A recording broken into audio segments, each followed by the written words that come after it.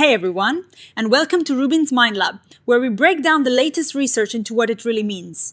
Ever wonder if your favorite music is saying more about your mind than you think? Well, this new study dives deep into the lyrics of Black women's R&B and gospel music to uncover exactly that. Imagine two incredibly powerful musical worlds, R&B and gospel, both with rich histories and deep connections to the Black experience. For a long time, people have felt the emotional power of these genres, but researchers wanted to know if there were specific ways the words in these songs actually reflected different psychological landscapes. This study by Ireti, DeBato-Cancel and Dykeman set out to explore just that. They asked a really interesting question: are there distinct linguistic and psychological fingerprints in R&B songs performed by Black women, compared to gospel songs performed by Black women? They wanted to see if these genres, while both important, express things differently. To figure this out, they used a cool tool called LIWC, which stands for Linguistic Inquiry and Word Count Software. Think of it like a super smart text analyzer that can count specific types of words and phrases in writing and tell us about the psychological stuff going on. They gathered 128 song lyrics, half R&B and half gospel, all performed by Black women, spanning a huge range of time from 1945 all the way up to 2024.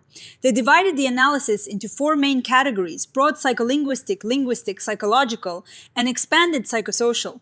What they found was pretty fascinating. 6 key areas showed significant differences. Gospel lyrics tended to have way more words about faith, religion, and everyday life, using language that seemed to focus on community and enduring hardship. On the other hand, R&B lyrics showed more language related to positive emotions, general feelings, and personal connections. Their method was pretty straightforward for this kind of research. They picked songs based on who performed them, making sure they were performed by Black women. Then they fed all those lyrics into the LIWC software. This software then broke down the lyrics into different word categories. For instance, it could count all the words related to positive feelings, or words about family and community, or even words connected to religious themes. They did this for both the R&B and gospel song collections. To figure out if the differences they saw were real or just random chance, they used statistical tests. A p-value, for example, is like a fluke-o-meter. If it is really low, like less than 0.05, it means the result is unlikely to be just a random accident. They also looked at something called Cohen's D, which tells you how big the difference is when you find one, and Bayes factors, which give you evidence for or against certain ideas. And here is where the story gets really interesting. When they looked at the broad psycholinguistic side of things like how analytical or authentic the language felt, there weren't many big differences. This actually suggested that structurally, R&B and gospel lyrics performed by Black women might be more similar than people think. But the real magic happened when they looked at the content. Gospel music absolutely shined when it came to religion. The words related to faith, God, and spiritual practices were dramatically higher in gospel lyrics compared to R&B. This makes sense, right? Gospel is deeply rooted in religious expression, but the study highlighted how much more. It was about 16 times more religious language in gospel compared to R&B. The researchers pointed out this isn't just random chanting, it is a whole way of processing life's difficulties through a spiritual lens. They called it sacred grammar for survival. It means these religious words aren't just labels. They are the tools used to talk about pain, express fear, explain how to keep going, and make hope understandable. When a gospel song says, "Lord, help me," it is not just a religious plea, it is also a way of talking about distress, coping, and connecting with the community. It's powerful stuff. Another huge difference was in lifestyle words. Gospel lyrics were full of words about family, community, home, and daily life. This showed how gospel music anchors the spiritual within the everyday and the communal. It creates a shared social world right there in the song. R&B, on the other hand, while still vibrant, often focuses more on the individual experience of love, longing, or one's own feelings. The study found that R&B lyrics were actually higher in positive emotion language. This might seem a little surprising at first, as you might think gospel is the happier genre. But the researchers explained that joy shows up differently. In gospel, joy is often tied to deliverance, to overcoming struggles, and to the relief that comes after hardship. In R&B, joy is more frequently expressed as desire, closeness, attraction, or simply choosing yourself. The software picked up on the direct, express positive emotions in R&B more readily.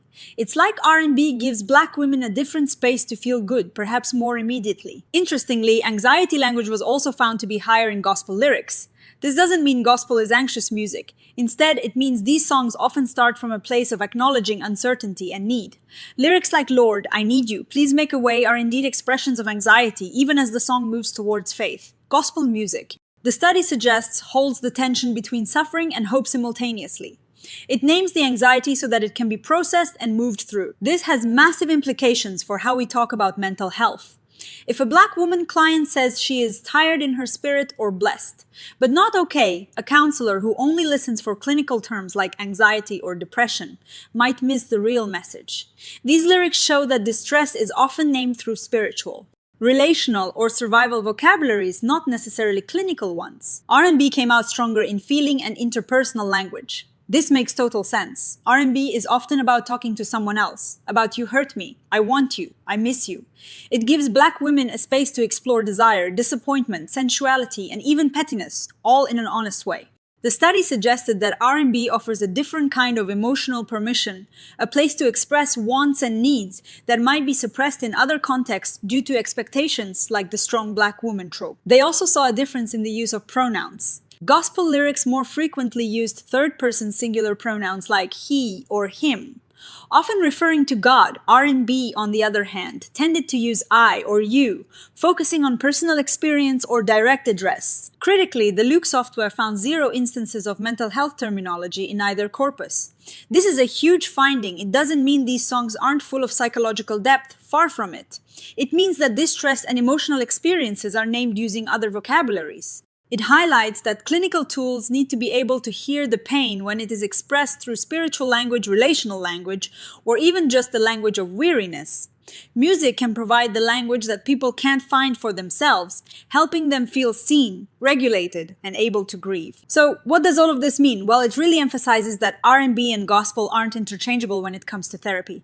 Gospel might be a great resource for clients seeking spiritual grounding or language to navigate tough times towards deliverance. R&B might be better for clients exploring emotional expression, relationships, or their inner selves. For many, both genres are probably doing important work in their lives. It also pushes us to expand how we think about mental health language. Counselors need to be attuned to the lyrical, spiritual, and relational ways Black women describe their internal experiences. Instead of just asking, "What are your symptoms?" a counselor might ask, "What songs have been holding you lately?" Or, "What lyrics feel true to you right now?" Music becomes not just background noise, but a powerful source of data about a person's inner world. Now, like any study, there are a few things to keep in mind. The researchers noted that while they focused on performance, not all songs were necessarily written by the singer, so co-writers' words might be included. Also, getting lyrics from older R&B songs was tricky, so some of the early samples were sparser than planned. Crucially, LIWC, while powerful, only looks at words. It can't capture the emotion in a singer's voice, the rhythm of the delivery, or deeper metaphors. Music is more than just lyrics, and this study focused on just that one layer, and that absence of mental health terms, that's a limitation for the tool. But it points to a rich area for future qualitative research. The authors suggest some exciting next steps. They'd love to see a historical analysis to track how these linguistic patterns have changed over the decades. Pairing the LIWC findings with deeper lyrical analysis would also be amazing, especially for understanding concepts like religion and lifestyle. And of course, the real-world test. Do these theories hold up when music is actually used in counseling sessions? And do they lead to better outcomes? In the end, this study beautifully shows that both R&B and gospel music are vital emotional archives for Black women. But they express that emotion through different vocabularies. Gospel offers surrender and sacred refuge, a place to bring your burdens to God. R&B offers self, possession and emotional honesty, a space to bring your desire, your heartbreak, your whole self. It tells us that Black women have been theorizing about their own emotional lives through music for a long, long time. This music is not just entertainment. It is a record of where grief, faith, anger, joy, and desires have been placed. Often in ways that weren't allowed to be spoken aloud elsewhere. Gospel held them in ways R&B couldn't, and R&B held them in ways gospel couldn't. This research helps us appreciate both and encourages us to do the same in our listening and in our understanding of each other. So, what do you think? Has this research changed how you listen to your favorite songs? Let me know in the comments below. And if you enjoyed this dive into the science of music and the mind, make sure to hit that like button, subscribe to Rubin's Mind Lab, and ring that notification bell so you don't miss our next exploration. Thanks for watching, and I'll see you in the next video.